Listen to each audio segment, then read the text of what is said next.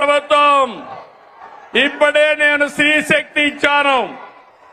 ఈ రోజు మీ అందరికీ హామీ ఇస్తున్నా, దసరా రోజున ఆటో డ్రైవర్లందరికీ వాహన మిత్ర కింద 15,000 రూపాయలు ఆర్థిక సహాయం చేస్తామని అనౌన్స్ చేస్తున్నాను.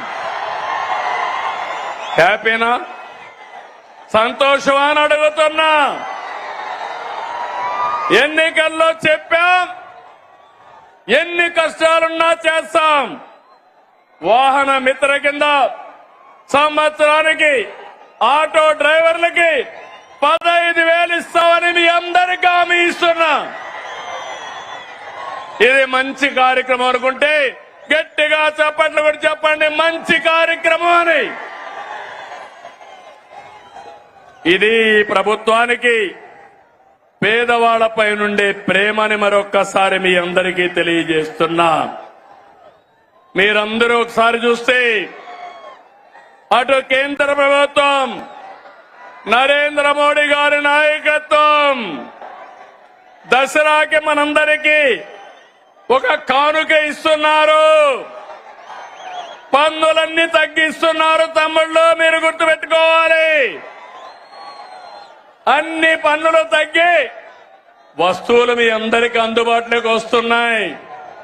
అంటే ఈరోజు పేదవాడు, మధ్య తరగతి ఏం కావాలన్నా అందుబాటులోకి వస్తున్నాయి. దీనికి నేను ప్రధానమంత్రి నరేంద్ర మోడీ గారిని అభినందిస్తున్నా. మీరు తమ్ముళ్ళు ధరలు తగ్గించినప్పుడు కృతజ్ఞత చెప్పాలనా లేదా? మీరు ఏదైతే పన్నుల తగ్గింపు నిర్ణయం మంచి నిర్ణయం అవునా కాదా అని మిమ్మల్ని అడుగుతున్నా. మంచి నిర్ణయం అంటే గట్టిగా చప్పట్లు కూడా చెప్పండి, మంచి నిర్ణయం అని. చేతులు పైకి చెప్పండి సంఘీభావాన్ని. ఇది ఈరోజు రెండు ప్రభుత్వాలు తీసుకునే నిర్ణయాలు. పేదవాళ్ళని పైకి తీసుకురావాలని, మీ ఖర్చులు తగ్గించాలని, మీ ఆదాయాన్ని పెంచాలని అటు కేంద్రం ఇటు రాష్ట్రం రెండు కూడా ముందుకొచ్చామని చెప్పి కూడా నేను మీకు తెలియజేస్తున్నా.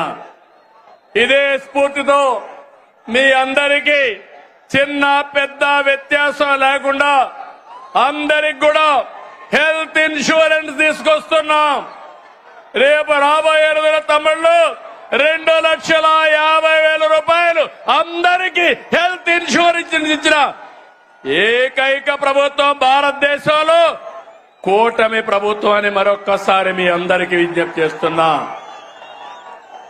ఇంకో పక్కన మీరు గుర్తుపెట్టుకోవాలి, పేదవాళ్ళందరికీ 25 లక్షల వరకు ఆరోగ్యశ్రీ కింద ఆర్థిక సహాయం చేస్తాం. దీనివల్ల మీ వైద్య ఖర్చులు తగ్గుతాయి. ఇంకో పక్క మీరు చూస్తే కొత్తగా ఒక సంజీవని ప్రాజెక్టు తీసుకొస్తున్నాం. దీని ద్వారా ప్రతి ఒక్క వ్యక్తి ఆరోగ్యాన్ని కాపాడే బాధ్యత ఈ ప్రభుత్వం తీసుకుంటామని చెప్పి నేను మీకు తెలియజేస్తున్నా. నిన్న మొన్న చూశారు, ఒక నాయకుడు ఉన్నాడు ఈ రాష్ట్రంలో, మెడికల్ కాలేజ్ అంటే తెలియని నాయకుడు. ఆయన మాట్లాడుతున్నాడు, నేనేదో పొడి చేశాను, మీరు దానికి ఏదో ఇది చేశారని. నేను ఒకటే చెప్తున్నాను, ఈరోజు భూమి ఇస్తే మెడికల్ కాలేజ్ అయిపోదు. ఈ రాష్ట్రంలో విద్యా సంస్థలకి ప్రాధాన్యత ఇచ్చిన ప్రభుత్వం ఎన్డీఏ ప్రభుత్వం, కేంద్ర ప్రభుత్వం, ఇటు రాష్ట్ర ప్రభుత్వం. రాష్ట్రంలో మెడికల్ కాలేజీలు తెచ్చిన ప్రభుత్వం తెలుగుదేశం ప్రభుత్వం అవునా కాదా అని మిమ్మల్ని అడుగుతున్నాను. ఈరోజు దగ్గర 17 కాలేజీలుంటే ఒక కాలేజీ మాత్రం మొన్నే పాడేరు ఆపరేషన్ చేశాం. 16 కాలేజీలు చేయలేకపోయాం. ఫౌండేషన్ వేయడం, రిబ్బన్ కట్ చేయడం, నేనేదో చేశామని చెప్పుకోవడం కాలేజీ నడిపే విధానం కాదు. అందుకే ఈరోజు ఈ ప్రభుత్వం పీపీపీ విధానం తీసుకొచ్చాం. ఆస్తి మనది, వేరే వాళ్ళు దాన్ని రన్ చేస్తారు, జవాబుదారితనంగా ఉంటారు. దీనివల్ల 26, 27కు 4 కాలేజీలు వస్తాయి. 27, 28కి 7 కాలేజీలు వస్తాయి. దీనివల్ల 50% సీట్లు కన్వీనర్ కోటా కింద వస్తుంది. అది అంత మునుపు ఫీజుల కోసం పెట్టిన కాలేజీలు చూస్తే 42% వస్తాయి. ఈ రోజు మా మంత్రి సత్యకుమార్ యాదవ్ గారు ఇక్కడే ఉన్నారు.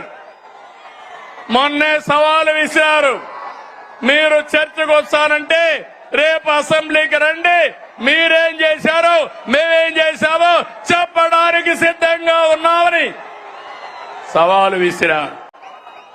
ధైర్యం ఉంటే అసెంబ్లీకి వస్తే మొత్తం తేలిపోతుందని చెప్పి కూడా నేను మీకు తెలియజేస్తున్నా.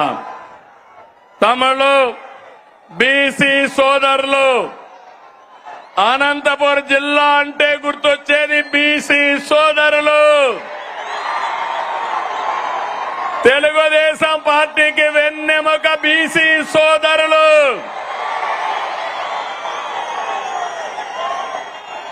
ఎన్డీఏ కూటమి మీ అభివృద్ధికి కట్టుబడి ఉన్నాం.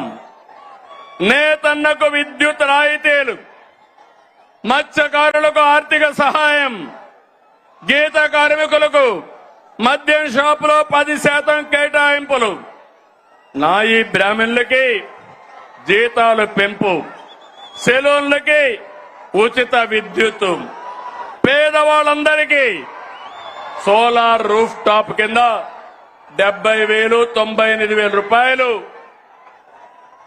ఎక్కడికక్కడ సబ్సిడీ ఇస్తున్నాం. ఇలాంటి కార్యక్రమాలు ఇచ్చి అర్చకులకి, ఇమాములకి, మౌజములకి, పాస్టర్లకి ఆన్రోరియం పెంచాం. ఎస్సీలు ఇక్కడ ఈ జిల్లాలో ఎక్కువగా మాదిగలున్నారు. ఎన్నో సంవత్సరాలుగా పోరాడారు మీరంతా. తమిళు 96లో వర్గీకరణ తీసుకొచ్చా, మళ్లీ ఈరోజు వర్గీకరణ తీసుకొచ్చిన ఘనత నాది, మాది. అవునా కాదా అని మిమ్మల్ని అడుగుతున్నా. ఏం తమిళలో మీరు చెప్పమని అడుగుతున్నా. వర్గీకరణ సబబు అయితే గట్టిగా చెప్పండి, కూడా చెప్పండి, సబబు అని చెప్పండి. సామాజిక న్యాయం మా ధ్యేయం. అందరికీ న్యాయం చేయాలి. తమిళు ఇక్కడ అందరికీ ఫోన్లు ఉన్నాయా? ఉన్నాయా? ఫోన్లుంటే చేతులు పైకెత్తండి. మీకు అందరికీ ఫోన్లు ఉన్నాయి కాబట్టి ఒకప్పుడు ఆ ఫోన్లు రావడానికి నేనే కృషి చేశా. అవునా కాదా? నన్ను ఎగతాళి చేశారు. అవునా కాదా? ఇప్పుడు అడుగుతున్నా మిమ్మల్ని, ఆ ఫోన్లు ఉన్నాయి కాబట్టి మీరు ఏ ఆఫీసుకు పోయే పని లేదు. దర్జాగా వాట్సాప్ గవర్నెన్స్ తీసుకొచ్చాను. 700 సర్వీసులు మీ ఫోన్లోనే మీకు అందుబాటులో పెట్టిన ఘనత ఈరోజు కూటమి ప్రభుత్వాన్ని. ఏం తమిళలో వాట్సాప్ గవర్నెన్స్ తెలుసా అని మిమ్మల్ని అడుగుతున్నా. తెలుసు అంటే చెప్పండి, చేతులపైకి చెప్పండి. తెలియకపోతే తెలుసుకోండి. మీరెక్కడికి పోయే పని లేదు. మీ సెల్ ఫోనే మీ ఆయుధం. ఇది గుర్తుపెట్టుకోవాల్సిందిగా నేను కోరుతున్నా. తమిళు కేంద్రంలో, రాష్ట్రంలో ఈ రోజు మనకంతా కూడా ఎన్డీఏ ప్రభుత్వం ఉంది. మన రాష్ట్రంలో డబల్ ఇంజన్ సర్కార్. అందుకే డబల్ డిజిట్ గ్రోత్. 2 ప్రభుత్వాలు మనవే కాబట్టి పనులు సుజావుగా అవుతున్నాయి. కేంద్రం సహకరిస్తా ఉంది. నేను ఆ రోజు ఒక మాట చెప్పాను.